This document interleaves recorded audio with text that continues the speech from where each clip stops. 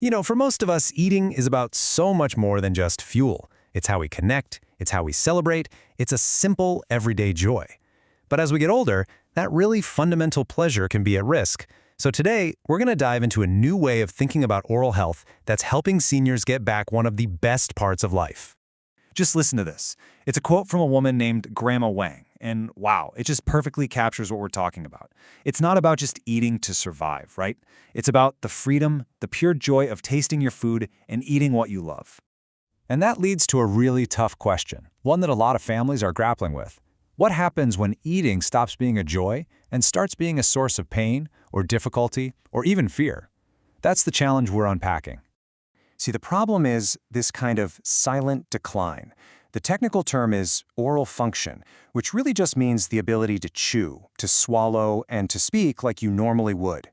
It's something that often goes unnoticed, just quietly chipping away at a person's health and their quality of life. I mean, think about it. If you stop eating normally, the muscles you use for chewing and swallowing, they get weak. They start to atrophy. And pretty soon, every single meal becomes a massive challenge. So, what should you actually be looking out for? Well, there are very real, observable signs. You might notice a loved one's face seems kind of rigid, or that they're having trouble opening their mouth very wide. Even their lips might look a little shrunken. All of these physical things, plus maybe some poor oral hygiene or just a sudden lack of interest in food, they're all red flags. And let's be clear, this is not just about discomfort. This decline can spiral into major health crises. Malnutrition is obviously a huge concern, but so is something called aspiration pneumonia, which is a really dangerous lung infection you can get when food or liquid literally goes down the wrong pipe. Suddenly, this isn't just a quality of life problem, it's a life-threatening one. But here's the good news. There is hope, and it comes in the form of this really innovative solution from Japan. They call it a two-sword approach because it tackles the problem from two different angles at the very same time. The philosophy behind it is simple, but it's incredibly powerful. You can't just focus on one thing. You have to actively clean the mouth to improve hygiene and bring back the sense of taste.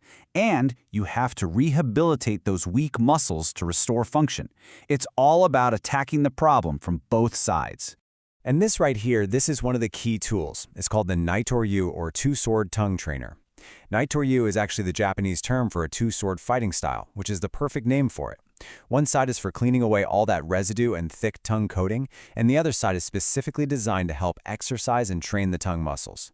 The second sword in this approach isn't a tool at all. It's a technique. It's a specialized kind of oral massage that works to relax all those stiff chewing muscles, wake up the gums, retrain the tongue to move the way it's supposed to, and, this is a big one, get saliva flowing again. That's absolutely essential for a healthy mouth. And by the way, this whole method was developed by Kiyomi Seida, a leading expert on oral health in Japan. So there are decades of specialized experience and credibility behind this. Okay, so that's the problem and the proposed solution. But does it actually work? Let's take a look at how this plays out in the real world, with a couple of really powerful stories of recovery. We're going to meet two people. First, Grandpa Lai, whose situation was pretty severe. He couldn't eat on his own at all. And then we'll look at Grandma Wang, who was dealing with a much more common, but just as upsetting problem with painful dentures. So let's start with Grandpa Lai. His situation was really serious. He had been fed through a nasogastric tube for so long that the muscles in his face for chewing had just wasted away. His face was stiff, he could barely open his mouth, which made trying to clean it almost impossible. He was completely dependent on that feeding tube. So for him, the care plan put the two-sword approach right into action. First, his caregivers used that tool to carefully clear out phlegm and old residue from his mouth. Then they started applying the SEIDA massage to wake up and rehabilitate those atrophied muscles. The goal was crystal clear: get him swallowing safely again so that feeding tube could finally come out. Okay, now let's turn to Grandma Wang. Her problem started with something millions of people deal with: dentures that just didn't fit right. It made chewing really painful. And so she started avoiding food. Her diet got super limited, and she started losing a lot of weight, to the point where her family was getting really, really worried. Her recovery looked a little different. For her, step one was using that two-sword tool to clean her tongue every day. This helped clear off a thick coating, which, believe it or not, can make a huge difference in your sense of taste. Just the act of sticking her tongue out for the cleaning was also a gentle exercise. Then came the second, crucial step: getting her dentures professionally refitted. And the result? She could finally eat comfortably again and get back to enjoying a normal diet. And that brings us right back to this incredible quote. When you hear it again after knowing her struggle, it just hits so much harder, doesn't it? This isn't just about eating. It's about getting back your control, your independence. It's about reclaiming a fundamental piece of your life's happiness.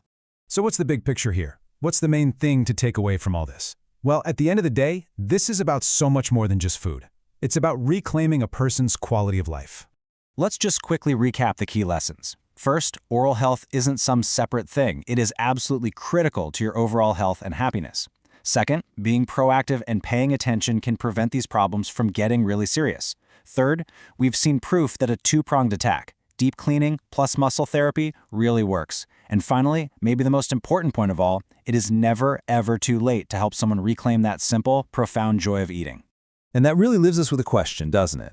The journey back for both Grandpa Lai and Grandma Wang started with one thing. Someone noticed there was a problem and took a small, proactive step. So the question for all of us is, what simple step can we take today to protect the smile and the health of someone we love?